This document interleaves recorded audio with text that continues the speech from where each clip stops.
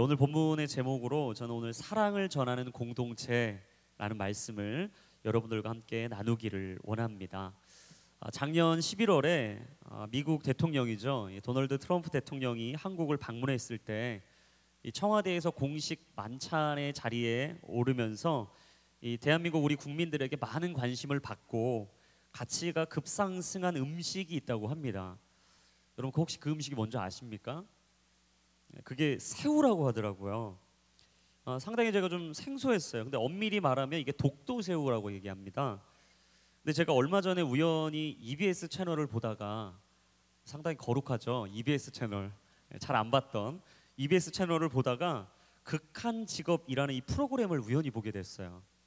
그러니까 이 프로그램을 보니까 이 극한 직업에 계신 분들을 찾아가서 그 일상을 보고 그분들을 위로하고 얼마나 어렵고 힘들게 그분들이 삶을 극복해 가시고 또 우리에게 유익을 주고 계시는지를 알리는 프로그램이었습니다. 근데 그들이 찾아갔던 지역이 보니까 울릉도 저동항이라는 곳이에요. 새우를 잡는 어부들의 삶을 밀착 취재한 프로그램이었습니다. 이 울릉도와 독도 인근에서 잡혀진 이 새우의 이름을 독도새우라고 한다고 하더라고요. 근데 독도새우는 사실 엄밀히 보면 크게 세 종류가 있다고 합니다. 첫 번째는 도화새우, 배고프죠, 상당히 지금 점심인데. 두 번째는 닭새우, 세 번째는 꽃새우가 있다라고 그래요. 그러니까 꽃새우는 사실 저희가 너무나 잘 아는 CM송 있잖아요. 손이 가요 손이 가 땡땡땡의 손이 가요. 그 모델이 바로 꽃새우라고 얘기를 하더라고요. 근데 이 새우들의 특징이요, 이 수심 300m에서 500m 정말 깊은 곳에서 서식을 하기 때문에 양식은 전혀 되지 않고 수확을 해도 수확량이 매우 적기 때문에 이 가치가 상당히 높다라고 얘기를 합니다. 근데 가장 큰 몸집을 자랑하는 도화새우가 어느 정도 크기가 되느냐, 이 성인 남자의 손을 펴서 정말 이 손에서 끝과 끝을 이은 한 20cm 이상이 되더라고요. 그러니까 독도새우를 잡기 위해서는 5kg이 넘는, 훌쩍 넘는 통발을 80개씩 그리고 하루에 10번을 내렸다 올렸다 해야 되는 수고를 거친 다음에 이 새우들이 잡힌다라는 사실이에요. 여러분, 독도새우는 이 잡는 것도 힘들지만 보니까 잡은 다음에 살아있는 그대로 육지로 전달하는 게 더 힘든 거예요. 그래서 이분들이 배를 딱 정박시키자마자 바로 분류 작업을 하더라고요. 살아있는 새우와 죽은 새우를 딱 나눠서 이 새우를 계속 이렇게 구별을 하는 거예요. 그리고 이 새우들이 온도에 특별히 민감하기 때문에 1.5도에서 2도의 온도를 딱 맞추고 구별된, 선별된 새우를 빠르게 육지로 전달하는 이 내용을 이 프로그램에서 담고 있었습니다. 근데 이 VJ가 이 선별하는 작업에서 이 사장님에게 묻는 거예요. 사장님, 왜 이렇게 빠르게 이렇게 살아있는 새우하고 죽은 새우로 이렇게 빨리빨리 구분을 하시냐고. 그랬더니 이분의 대답이 그렇습니다. 살아있는 새우와 죽은 새우의 가치가 정확히 반이 난다는 거예요. 얼마나 빨리 빠른 새우를 건별하고 구별해서 빠르게 고객들에게 전달을 하느냐가 그 수고하고 고생한 대가를 치를 수 있는 가장 중요한 방법이다라고 이분이 대답을 하는 거였습니다. 근데 제가 우연히 이 장면을 보고 문득 딱 떠오르더라고요. 우리 삶에는 천국과 지옥이라는 인생의 가격표가 누구에게나 반드시 매겨질 텐데, 이 한 번뿐인 인생 속에서 생명을 다한 새우처럼 반값 인생으로 전락한 이 죽은 새우가 아니라 정말 살아있는, 값어치 있는 인생을 살아야 하지 않을까. 하나님께서 부여하신 이 인생의 한 번을 내가 오늘도 살아있는 생명의 믿음을 지켜가는 것, 이게 정말 하나님이 내게 원하시는 인생의 값어치는 아닐까라는 생각이 문득 들었어요. 오늘 본문은 마태복음 13장에서 등장하는 예수님의 비유 중에 마지막 7번째 비유입니다. 첫 번째, 씨 뿌리는 비유가 있었죠. 농부가 씨를 뿌리는데 덜어는 길가에도 뿌려지고 돌밭에도 뿌려지고 가시덤불에도 뿌려지고 마지막 좋은 옥토와 같은 땅에 뿌려져서 30배, 60배, 100배의 열매를 맺게 되는 이 은혜로운 씨 뿌리는 자의 비유를 우리가 처음에 보았어요. 근데 여기서 중요했던 것은 땅의 문제가 아니라 씨앗은 최상급이다라는 거예요. 하나님이 뿌리시는 말씀의 씨앗은 항상 최상급이라는 거였습니다. 바로 이 씨 뿌리는 비유의 초점은 무엇이었냐? 시작에 있었어요. 근데 그 다음에 나누었던 알곡과 가라지 비유, 여러분 기억나시죠?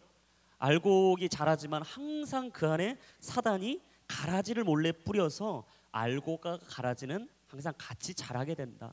바로 과정의 초점이 맞춰져 있었던 거죠. 겨자씨와 누룩 비유는 어떻습니까?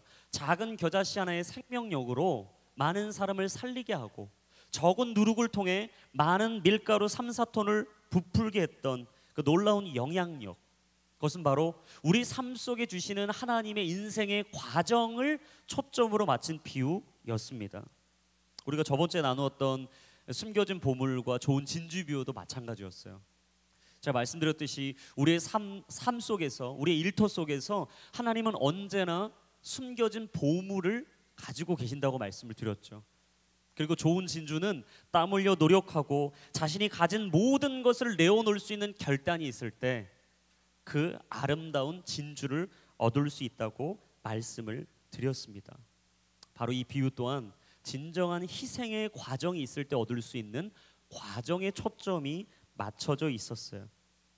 그런데 오늘 본문에 나오는 이 그물 비유, 이 그물 비유는 여러분들 너무나 잘 아시듯이 시작과 과정이 아닌 마무리에 초점이 맞춰져 있다라는 것입니다.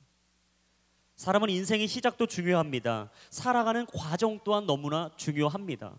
어떻게 태어났고 어떻게 살아갔으며 어느 길로 걸었고 어떤 방향을 위해 무엇을 향해 가는지 너무나 중요합니다.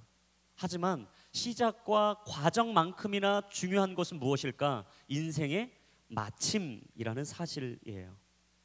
하나님의 백성으로서 인생의 마지막을 어떻게 준비해야 하는지, 하나님의 백성들이 모인 교회는 어떤 임무와 책임을 가지고 공동체를 이루어 가야 하는지를 오늘 본문은 우리에게 말씀하고 있다라는 사실입니다.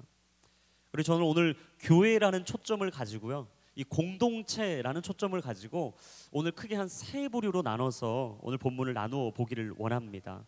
첫 번째는 47절의 말씀이에요. 우리 본문의 47절 말씀인데요, 우리 같이 한번 읽어 보도록 하겠습니다. 시작.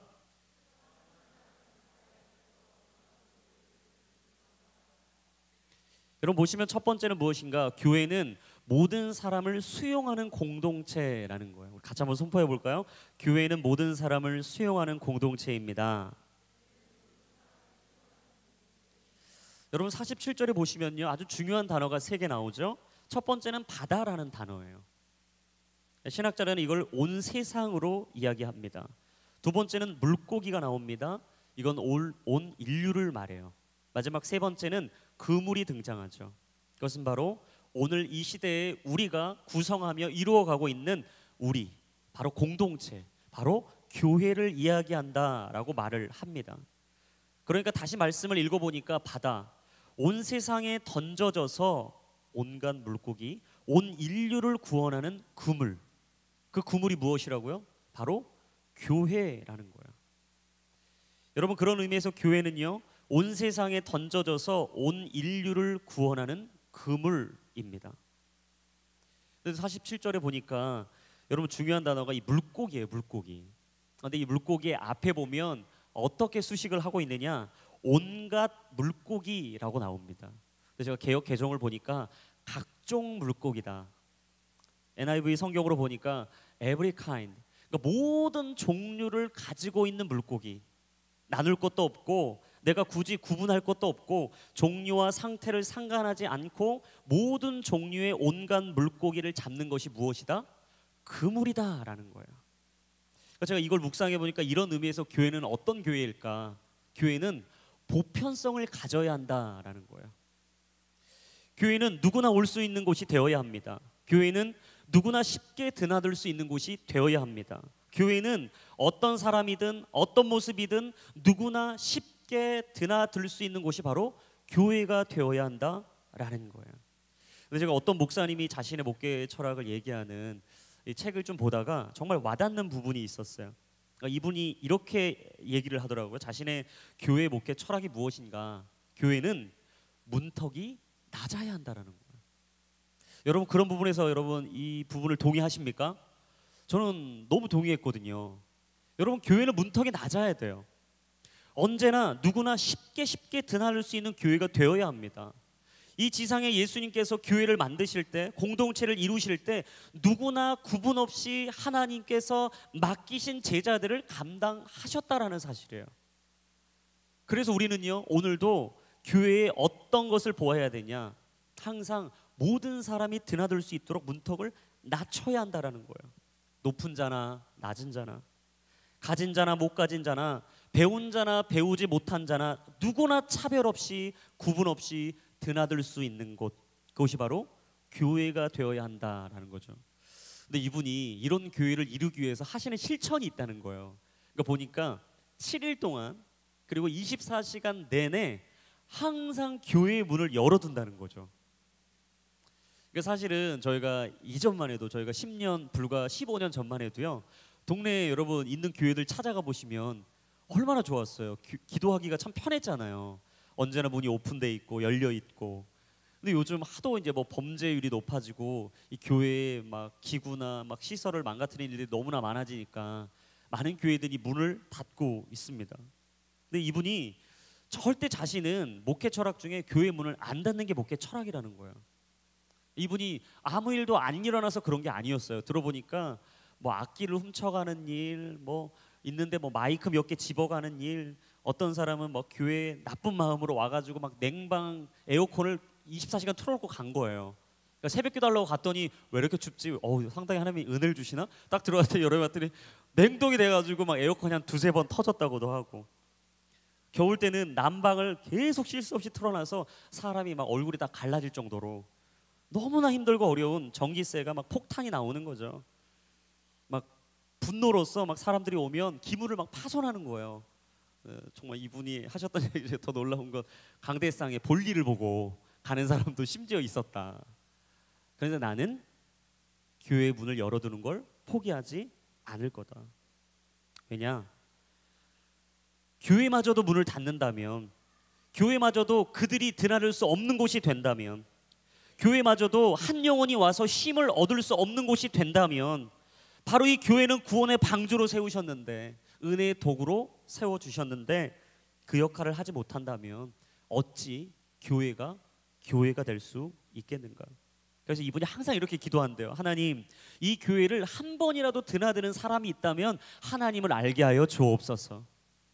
저는 이렇게 적용하고 싶었어요. 하나님, 우리 기쁨호를 들어와서 오전 11시 반 우리 J4U 공동체 일원이 한 번이라도 된 사람이 있다면, 혹시 어려워서, 상황이 어려워서 다른 교회를 가야 될지라도, 멀리 이직을 해서 떠나야 될지라도, 혹시 다른 나라로 멀리 가야 될지라도 그분들이 하나님의 구원의 은혜를 경험하고 평생 살 수 있도록 주님께서 그들의 인생을 축복하여 주옵소서.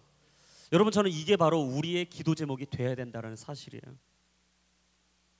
여러분, 그래서 교회는요, 보편성을 가진 동시에 두 번째 어떤 걸 가져야 되냐? 교회는 개방성을 가져야 된다는 거예요.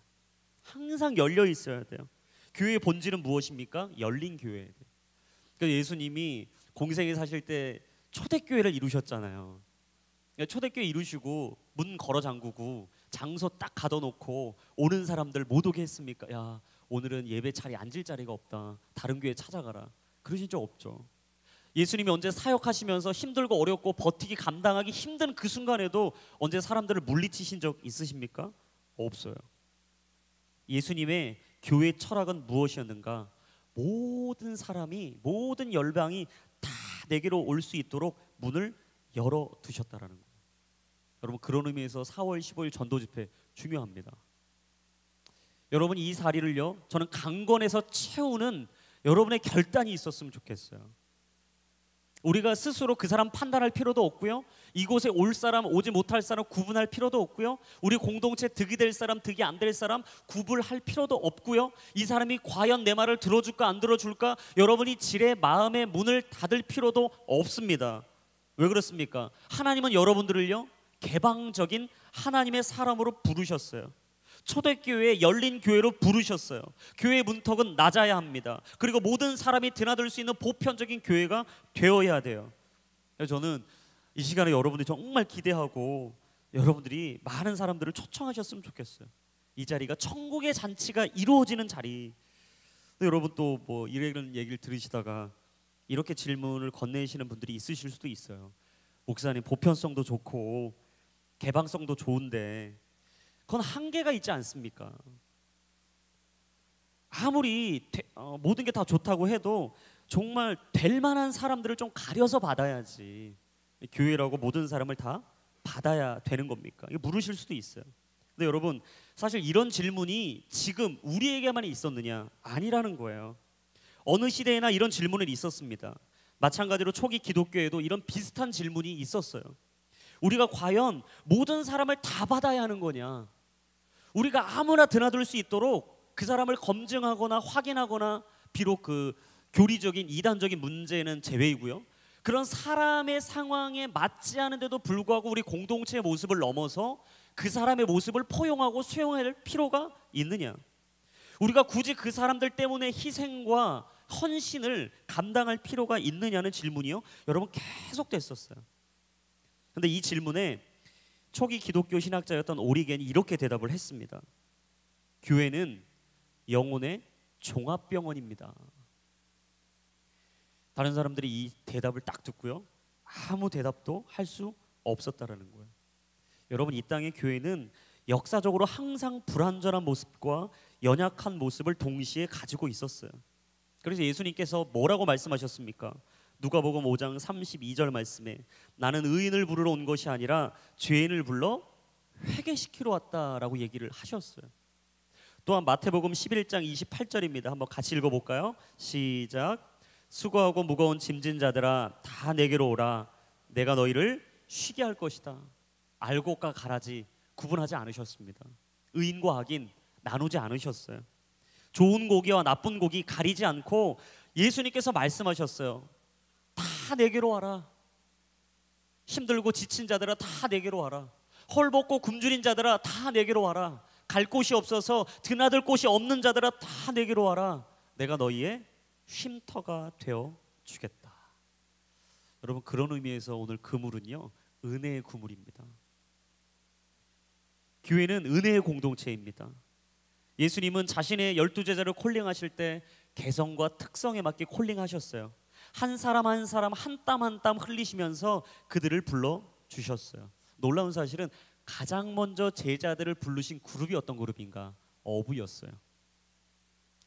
자신의 생계를 유지하기 위해서 열심히 그물을 깃고 있었던 어부 출신이었던 베드로, 그리고 그의 형제 안드레. 잠시 길을 걸으시면서 세베대 아들 야고보를 부르시고 그의 형제 요한 또한 부르셨죠. 예수님은 그들의 정체성을 한 번에 바꿔주셨습니다. 그들은 한 번도 고기 낚는 어부 이상의 꿈을 꾼 적이 없었어요. 한 번도 내 인생을 뛰어넘어서 다른 사람의 인생에 들어간다는 꿈을 꾼 적이 없었어요. 내 인생을 넘어서 누군가를 살리고 회복하고 누군가를 개방성을 가지고 보편성을 가지고 그들과 함께하는 공동체, 사랑을 전하는 공동체를 한 번도 꿈꿔본 적이 없었다라는 사실이에요. 근데 그들을 부르시고 예수님이 말씀하세요. 마태복음 4장 19절 말씀. 와서 나를 따르라. 내가 너희를 사람 낚는 어부로 삼을 것이다. 아멘. 여러분, 오늘 주님이 여러분에게 말씀하십니다. 와서 나를 따라라. 내가 너를 사람 낚는 어부로 삼을 것이다. 여러분, 우리는 무슨 직업을 가지고 있습니까? 여러분, 우리는 오늘 어떤 삶을 살아가고 있습니까? 나는 무엇을 향해 어떤 과정을 거치며 어떤 마지막을 향해 달려가고 있습니까? 주님은 말씀하십니다. 너의 마지막은 사람을 낚는 어부가 되어야 할 것이다. 그리고 초청받지 못한 자들을 불쌍히 여기며 그들을 초청하고 내가 너를 사람 낚는 어부로 바꿀 그 순간까지도 사람을 살리는 일을 포기해서는 안 된다고 말씀하세요. 여러분, 우리 공동체를 이렇게 한마디로 정의한 문장을 여러분 아세요? 사랑을 전하는 사람들이에요. 사랑을 전하는 사람들. 근데 저는 오늘 제목을 정하면서 이렇게 생각을 했어요. 사랑을 전하는 사람들이 모인 곳은 어떤 곳인가? 사랑을 전하는 공동체가 되어야 한다. 한 사람 한 사람이 사랑 안에 예수님의 사랑을 전할 수 있는 믿음과 결단이 있다면 여러분, 우리가 모인 곳은 어때야 됩니까? 사랑의 향기가 있어야죠.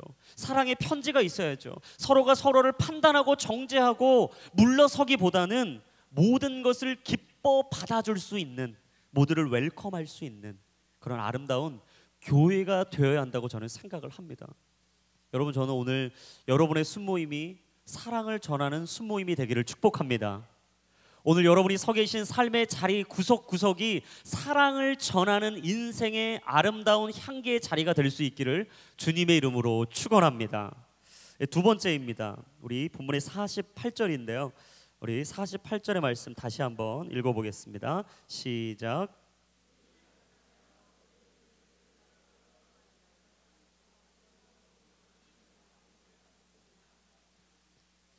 자, 보시면 여러분, 우리 인생 가운데 두 번째 꼭 필요한 교회 공동체의 정체성은 뭐냐면, 교회는 구원의 방주가 되는 공동체가 되어야 한다는 거예요. 같이 한번 선포합시다. 교회는 구원의 방주가 되는 공동체입니다. 여러분, 찬송가 405장을 아실 거예요. 나 같은 죄인 살리신. 이 곡을 작사 작곡하신 분은 존 뉴턴이라는 분이죠. 이분은 노예선의 선장이었습니다. 그러나 극적으로 하나님의 은혜를 경험하고 인생의 반전을 이룬 후에 자신의 삶을 회개하면서 구원의 감격과 자신의 죄인됨을 노래했던 게 바로 나 같은 죄인 살리신이라는 찬송가예요. 그는 우리가 천국에 가면 세 가지에 놀랄 것이라고 말했습니다. 첫 번째는 예상하지 못했던 사람을 만나서 놀라게 될 거고, 두 번째는 기대했던 사람이 없어서 놀라게 될 거고, 마지막 세 번째는 나 같은 죄인도 천국 시민으로 구원해 주신 하나님의 은혜에 감격해서 놀라게 될 것이다. 무슨 말입니까? 마태복음 7장 21절의 말씀과 같은 거죠. 우리 같이 한번 읽어보겠습니다. 시작. 나더러 주여 주여 하는 자마다 다 천국에 들어갈 것이 아니요 다만 하늘에 계신 내 아버지의 뜻대로 행하는 자라야 들어가리라. 여러분, 새가족 7주의 과정을 마친다고 구원의 신분이 주어지는 게 아니라는 사실이에요. 오늘의 교인의 등록이 딱 되면, 등록 명부에 들어가면 천국을 들어갈 수 있는 천국의 구원표가 주어지는 게 아니라는 거죠. 우리 집 문설주에 오늘의 교회 명표를 딱 하나 붙여두면 막 귀신도 떠나가고 안 믿는 자는 절대 안 오고 안 올 것 같았던 하나님이 주시는 복음 막 저절로 굴러오는 이런 천국의 입장권이 발부되는 것이 아니라는 것입니다. 단지 우리는 오늘도 구원으로 가는 과정 가운데 살아가는 존재라는 사실이에요. 여러분, 사실 오늘 세례식이 있었습니다. 이 세례식도 마찬가지예요. 여러분, 세례식이 무엇입니까? 구원으로 가는 믿음의 과정을요, 성도들과 하나님 앞에서 담대하게 용기를 내어 고백하는 자리예요. 그런 의미에서 세례식은 무엇인가? 완성된 것을 증명하는 자리가 아니라 과정을 고백하는 자리라는 거예요. 구원 이후의 여정은 이라는 책을 쓰신 이 김진이라는 작가분이 자신의 책의 부제에서 이렇게 적어놨습니다. 과정적이고 지향적인 존재로서의 그리스도인. 그러니까 그리스도인들이 구원을 이루기 위해서 그 길을 걸어갈 때 두 가지의 모습을 보인다는 거예요. 첫 번째는 과정적인 지향적인 모습을 보이고요, 또 하나는 현재적인 모습을 보인다는 거죠. 첫 번째, 현재적인 목표를 가지고 있는 그리스도인들의 특징은 무엇이냐? 항상 현재에 불만족한다는 것입니다. 대표적으로 마태복음에 나오는 산상수훈의 본문을 읽으면 이 현재적인 목표를 가지고 있는 사람들은요, 나는 이렇게 살지 못하는데 예수님은 너무 높은 기준을 가지고 계셔. 나는 이렇게 살아가는 게 너무나 힘든데 나는 도저히 구원받을 수 없는 자야. 나 이 길 걸어가다가 낙오할 것 같아. 항상 자신을 자책하거나 비하할 가능성이 높다는 거예요. 근데 두 번째는 지향적인 목표를 가지고 있는 그리스도인들은 전혀 다른 거죠. 똑같은 본문을 묵상하는데 이들은 이렇게 반응한다는 거죠. 나는 완성을 향해서 변화돼가는 과정을 살고 있는 사람이야. 나는 오늘도 치열하게 성화되는 과정 가운데 있는 사람이야. 그래서 한 걸음 한 걸음 걸어가고 하나님의 십자가의 그 방향을 향해 걸어가는 이 시간, 너무 감사한 게 아니겠냐. 이분이 이 책을 통해서 하시는 말씀이 이건 거예요. 그리스도인들은 현재적 목표를 가지고 사는 사람이 아니라 지향적 목표를 향해 오늘도 몸부림치면서 변화되어가는 사람이라는 것을 깨달아야 한다라는 것이에요. 여러분, 오늘 우리는요 계속해서 변화되는 과정 가운데 있습니다. 지향적인 목표를 가지고 살고 있어요. 십자가를 향해 오늘도 한 걸음 한 걸음 걸어가고 있습니다. 말씀으로 몸부림칩니다. 변화되기 위해서 최선을 다합니다. 하나님의 말씀을 지키기 위해 오늘도 우리의 삶의 현장에서 우리는 십자가를 바라보며 승리를 선포하며 살아가는 사람들이라는 거예요. 그래서 여러분, 오늘 우리는요 우리의 구원을 증명하는 사람이 아니에요. 우리의 구원을 끝없이 변화되는 과정 속에서 고백하며 살아가는 사람입니다. 저는 우리의 모든 삶이 날마다 하루하루 순간마다 그 구원의 감격을 고백하고 이 구원의 과정 속에 하나님을 찬양하며 나 같은 죄인을 살리신 예수 그리스도의 은혜에 감격하며 살아가는 저와 여러분의 인생이 되기를 주의 이름으로 축원합니다. 그래서 교회의 존재 이유는 무엇일까? 구원의 방주가 되어야 한다라는 거예요. 여러분, 구원의 방주에 들어가기 위해선 사실 항상 우리가 자기 점검이 필요합니다. 여러분, 자기 점검이 무엇으로 필요합니까? 십자가를 통해 가능해요. 십자가를 통해서만 자기의 점검이 철저하게 이루어질 수 있어요. 그래서 여러분, 다음 주에 고난 주간입니다. 저는 도전하고 싶어요. 여러분이 하실 수만 있다면 하루에 한 끼 정도 금식 한 주 해보셨으면 좋겠고요. 혹시 육체적인 어려움이나 상황적인 물리적인 어려움 때문에 음식을 통한 금식은 불가하시다면 여러분, 미디어 금식 한번 도전해보고 싶습니다. 이 십자가 지신 예수님이 고난의 시간을 감당하신 이 시간을요 우리가 같이 감당해 보는 거예요. 십자가는 무엇입니까? 나의 인생을 비추는 거울입니다. 십자가는 무엇입니까? 하나님의 사랑과 구원의 외침의 증거입니다. 십자가는 무엇입니까? 우리를 찾으시는 하나님의 사랑의 증거입니다. 십자가는 자기 백성을 구원하시는 하나님의 마음을 우리에게 보여주시는 통로입니다. 그래서 십자가는 우리를 제한하지 않습니다. 십자가는 우리를 버리지 않습니다. 십자가는 우리를 향한 구원의 표인 동시에 은혜의 절정이 되는 것이죠. 그래서 바울은 자신이 그토록 아끼던 애제자 디모데에게 이렇게 말했어요. 우리 디모데전서 6장 11절과 12절입니다. 우리 한 목소리로 한번 읽어보겠습니다. 시작. 오직 너 하나님의 사람아, 이것들을 피하고 의와 경건과 믿음과 사랑과 인내와 온유를 따르며 믿음의 선한 싸움을 싸우라. 영생을 취하라. 이를 위하여 내가 부르심을 받았고 많은 증인 앞에서 선한 증언을 하였도다. 아멘. 여러분, 선한 싸움을 싸우십시오. 그 싸움 앞에 영생을 취하십시오. 너희가 내 이름으로 말미암아 모든 사람에게 미움을 받을 것이나 끝까지 견디는 자는 구원을 받으리니. 오늘 우리의 싸움은 순간의 싸움으로 끝나지 않습니다. 끝까지 과정을 통해 끝까지 싸워야 할 치열한 영적인 싸움일 것입니다. 하지만 기억하십시오. 그 마지막에는 의의 면류관이 기다리고 있습니다. 생명의 면류관이 기다리고 있습니다. 그 구원의 방주에 들어간 우리 모두에게는 하나님이 주실 천국 시민권이 있다는 것을 오늘도 우리가 끝까지 기억하며 이 치열한 선한 싸움 아래 승리하는, 그리고 영생을 취하며 살아가는 저와 여러분의 인생이 되기를 주님의 이름으로 축원합니다. 우리 마지막 세 번째는 49절과 50절의 말씀입니다. 우리 같이 한번 한 목소리로 한번 읽어주시겠습니다. 시작.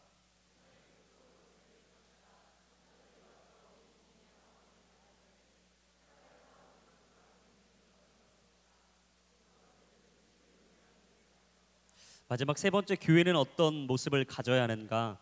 교회는 하나님의 심판을 준비하는 공동체가 되어야 합니다. 우리 같이 한번 선포합시다. 교회는 하나님의 심판을 준비하는 공동체입니다. 누구에게나 죽음은 거부할 수 없습니다. 마찬가지로 심판도 거부할 수 없습니다. 누구나 죽음을 피할 수 없습니다.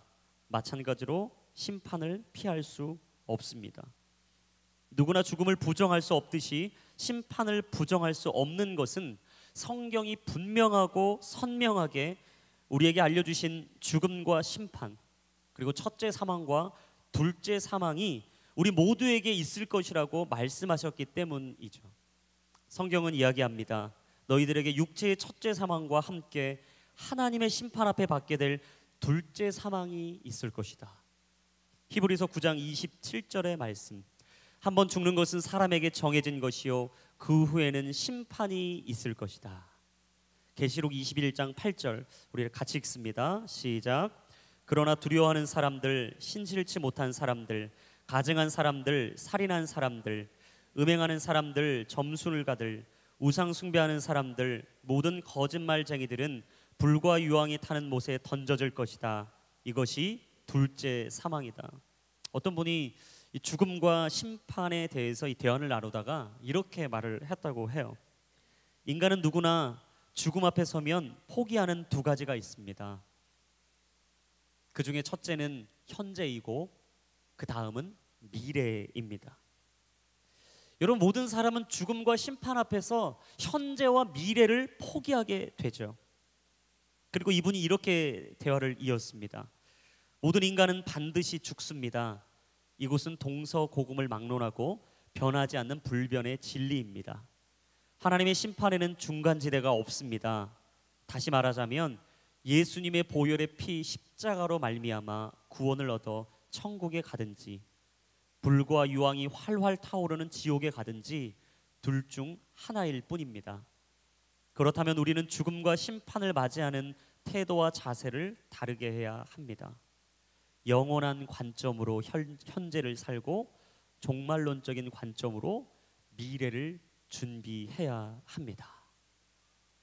누군가에게는 현재를 포기하고 싶지만, 누군가는 미래가 두렵지만, 오늘 우리에게 한 가지 관점이 필요합니다. 영원한 관점으로 현재를 살아야 하고 종말론적인 관점으로 우리의 미래를 철저히 준비해야 합니다. 많은 사람들은 죽음과 심판 앞에서 절망하며 자신의 인생을 포기합니다. 하지만 그럴 때일수록 우리에게 필요한 마음가짐은 무엇입니까? 그것은 바로 영원한 관점으로 치열하게 현재를 살아내고 종말론적인 관점으로 능동적인 자세로 미래를 준비해야 한다라는 거예요. 여러분, 믿음이 무엇입니까? 보이지 않지만 존재하는 것을 볼 수 있게 하는 바로 믿음이에요. 그래서 스펄전 목사님은요, 죽음과 심판 앞에서 아무런 반응을 보이지 않는 교회들에게 이렇게 외쳤습니다. 지옥에 가는 사람들이 우리 몸을 밟고 지나가게 해야 한다. 하나님의 경고를 무시하고 어느 누구도 따르지 않는 그들을 바라보며 교회 또한 머물러 있었을 때 모두가 구별하고 선별하여 살아날 고기와 죽어야 할 고기, 좋은 고기와 나쁜 고기를 갈라놓은 채 전도의 열정을 포기하고 있었을 바로 그때 스펄전 목사님은 이야기했어요. 지옥에 가는 사람들이 우리 몸을 밟고 지나가게 해야 한다. 여러분, 오늘도 우리 주변에 얼마나 많이 지옥을 향해 가고 있는 사람들이 많습니까? 아니, 언제부터인가 우리 입 밖에는 천국과 지옥이라는 부담스러운 단어는 나오지 않아요. 철저하게 자신의 삶을 봉쇄하고 누구도 들어오지 않고 누구도 반기지 않는, 환영하지 않는, 아니 폐쇄된 삶을 살아가고 있는 우리의 모습. 하지만 여러분 기억하십시오. 지옥은 들어갈 수는 있어도 나올 수는 없는 곳이에요. 오늘 누군가 그 길을 걸어가고 있다면, 오늘 누군가 죽음의 길인지도 모른 채 하염없이 그 길을 따르고 있다면 오늘 우리는 이야기해야 합니다. 나를 밟고 지나가라. 여러분, 뜨거운 여름이 오고 있습니다. 여름에는 아울리치를 가죠. 뜨거운 여름, 여러분 우리가 아울리치를 왜 갑니까? 죽음으로 가고 있는 그들을 생명으로 옮기기 위해서 가는 거예요. 우리는 나쁜 고기, 좋은 고기를 분별하기 위해서 가는 게 아닙니다. 알곡과 가라지를 나누기 위해서 가는 게 아니에요. 내가 우리 교회에서 웰컴할 사람과 얘 너무 부담스럽다, 힘들다, 제발 다음날 오지 말아라. 여러분 솔직히 이런 마음 가질 때 있죠? 우리 그러려고 가는 거 아니에요. 어느 누구나 받고 어느 누구나 환영하고 어느 누구나 살기 위해서 우리가 기꺼이 그 길을 가는 거죠. 여러분, 저희가 수련회를 5월 18일부터 20일 2박 3일 준비한다고 말씀을 드렸어요. 그날 아우리치를 갈 곳을 공개할 겁니다. 5월 20일 주일날 이 자리에 돌아와서 여기서 신청을 받게 될 거예요. 여러분, 저는 여러분을 정말 기대하는 마음으로 이 뜨거운 여름을 준비했으면 좋겠어요. 그리고 여러분이 정말 간절한 마음으로 이 뜨거운 여름 우리를 위해서 사용할 수도 있지만 작은 일부분을 떼어서 하나님께 드리는 결단을 한번 미리 해보셨으면 좋겠어요. 왜 그렇습니까? 이 세상의 끝을 바라보며 사는 사람은 절대 실패하지 않기 때문이에요. 어떤 목사님이 자신을 찾아오는 청년들에게 이렇게 대답을 한다라고 적어놓은 글을 보고 제가 감동이 돼서 여러분들에게 마지막 이 글을 읽어드리고 기도하기를 원합니다. 목표를 향해 달려가다가 잠시 다른 길로 돌아와 버린 것은 아닌지 염려하는 청년들에게 저는 이렇게 이야기하곤 합니다. 때로 곁길로 돌아가는 것 같을지라도 그분의 인도하심 속에 있다면 돌아가는 그 길이 나중에는 가장 효과적인 길이었음을 알게 될 것입니다. 그분이 인도하시는 인생이라면 우리가 경험하는 것 중에 버릴 것은 하나도 없기 때문입니다. 내가 겪는 고통과 고독이 지금의 나를 만들어준 것처럼 당신이 지금 당하는 고통이 너무 크다고 생각된다면 당신이 이루어야 할 꿈도 그만큼 크다는 것을 기억하십시오. 당신이 만나는 고통의 무게는 당신이 이루어야 할 꿈의 무게이기 때문입니다. 너무나 무거운 삶의 무게를 가지고 살아가는 우리, 때로는 나 스스로 감당할 수 없고 내가 차마 이룰 수도 없다라고 얘기하는 어려운 일들, 힘든 일들, 역경과 고난이 얼마나 우리 인생에 많이 찾아오는지 모릅니다. 근데 저는 늘 힘들고 어려운 관점으로 인생을 보지 않았으면 좋겠어요. 무슨 말이냐면 우리의 삶은 하나님이 주신 선물이라는 거예요. 여러분, 우리의 삶은 하나님이 주신 선물입니다. 누군가 어제 죽어가는 그 사람이 고통 가운데 그렇게 절규하며 오늘을 원했던 그날이 우리에게 주어졌어요. 그렇다면 여러분, 오늘 하루 우리가 때로는 피곤할 수도 있고 어려울 수도 있고 힘들 수도 있지만 여러분 기억하셔야 됩니다. 오늘 우리에게 주어진 이 하루의 삶을 어떻게 살아가야 할 것인가? 우리 모두는 언젠가 죽음을 맞이할 거예요. 그리고 그 죽음 앞에서 심판을 맞이하게 될 것입니다. 그렇다고 현재를 포기하실 겁니까? 아니 미래를 두려워하며 미래를 내던지겠습니까? 그럴 수 없어요. 그렇기 때문에 우리는 더 준비해야 해요. 더 치열히 살아야 돼요. 더 노력해야 돼요. 하나님께서 나를 왜 이곳에 보내시고 내가 이 일을 왜 감당해야 하는 것인지 우리는 오늘도 계속해서 주님 앞에 물어야 합니다. 마태복음 16장 19절 말씀, 내가 내게 하늘나라의 열쇠를 줄 것이다. 무엇이든 내가 땅에서 매면 하늘에서도 매일 것이요 내가 땅에서 풀면 하늘에서도 풀릴 것이다. 여러분, 이번 한 주 이 말씀을 기억하시고 살아가십시오. 여러분이 기도하면 하나님이 하늘에서 그 끈을 풀어주실 것입니다. 여러분이 오늘도 이곳에서 간절한 기도와 간절한 고백으로 그 길로 나아간다면 하나님은 반드시 여러분의 기도를 들어주실 줄로 믿습니다. 그 주님께서 오늘도 우리를 사랑의 공동체로 부르셨고 사랑하는 교회로 부르셨습니다. 모든 사람을 받아주시고 모든 사람을 품어주시고 구원의 방주에 들어올 수 있는 하나를 구원의 기회를 많은 자들에게 나눠주시고 마지막 하나님의 심판을 준비할 수 있는 저와 여러분들이 될 수 있기를 주님의 이름으로 축원합니다.